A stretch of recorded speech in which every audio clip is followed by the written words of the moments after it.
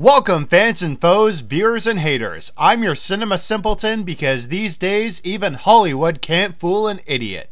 You know, I'd like to think that I'm a humble critic, someone who gives films a chance when I get my first glimpse at them, and then let the reviews speak for themselves.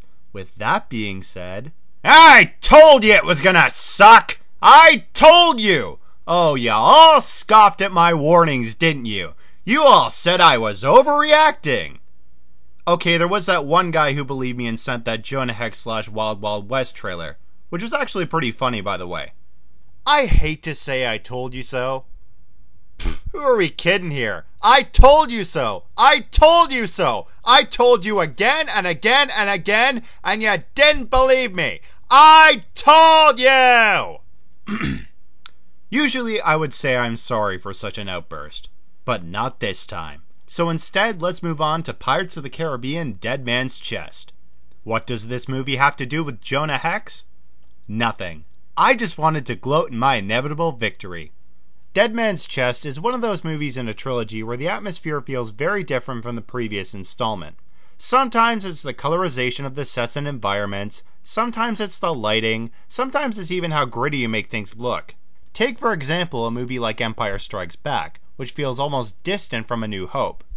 Dead Man's Chest brings us back to the characters of Will Turner and Elizabeth Swann, who is apparently a blonde now. When they're about to get married, they're arrested for setting Jack Sparrow free at the end of the first movie. Oh, sorry, Captain Jack Sparrow. Their jailer? Lord Cutler Beckett of the East India Trading Company. Ugh, Beckett. Look, I get that Tom Hollander gave his all in this performance, but there's just so much of this antagonist that feels discomforting on how he's written and directed.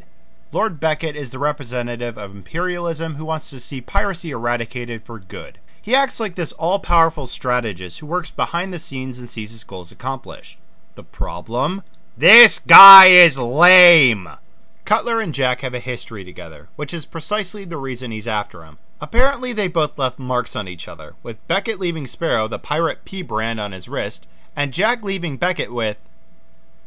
Okay, the franchise never revealed what mark Jack left on him, which frankly ticked me off by the end of the third movie. But basically, this is how Beckett is portrayed to the audience. He's a spoiled, peppy prince that thinks he can do whatever he wants. In almost every scene this guy is in, he feels outacted by people like Jonathan Pryce or David Schofield. Maybe Beckett needed to be older. Maybe he needed to have more backstory explained. The point is, out of all the villains, he sucks the most. Now I bet the unfamiliar viewers out there are wondering, what does any of this have to do with a Dead Man's Chest? Well, allow me to explain. With Beckett sending Will and Elizabeth to find Jack, Captain Sparrow is doing what he does best. Running for his freaking life. Apparently Jack made a deal with Davy Jones, the ruler of the seas, that involves him becoming part of his crew for 100 years. So Jack starts after the one thing that he can use as a bargaining chip against Jones, the Dead Man's Chest. How is it important? What's inside the chest? Sorry, unless you want a review with spoilers, I can't tell you anything else. Remember how simple the plot of the first movie was? Undead pirates have kidnapped a girl that they intend to use as a blood sacrifice, and two guys go to rescue her and stop the pirates.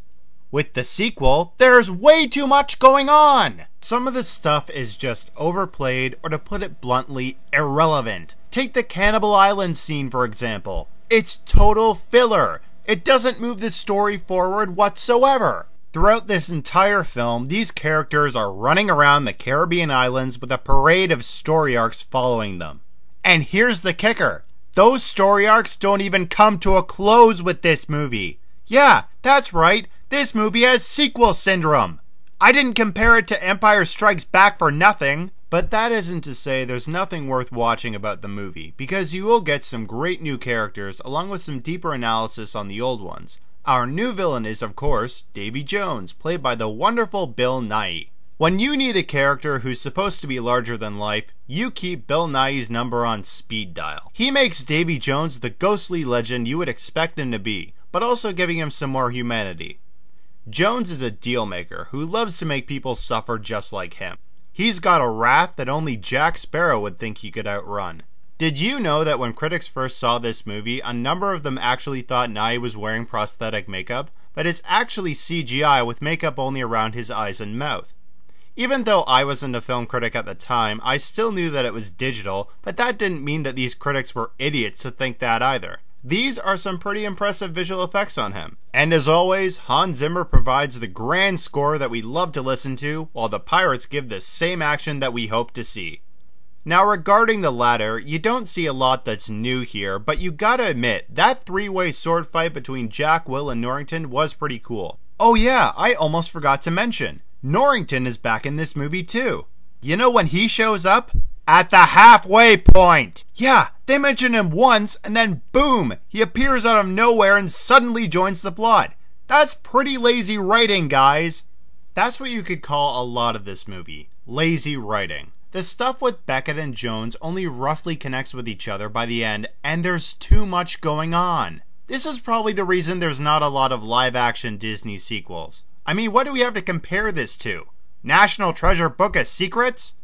But I still have to say, the movie is not all bad. The acting is more than passable, and the story does connect together. If you're really looking hard enough, that is. And it's still an exciting film. Its main problem is that they don't know when to lay off the filler and keep the plot still. Characters and story arcs pop up constantly, and then they just fade off into the next movie. My rating for Pirates of the Caribbean Dead Man's Chest is a 2.5 out of 5. And join me next time for my review on Pirates of the Caribbean at World's End, because if you thought that this movie had too much crammed into it, wait until you see how they top it off.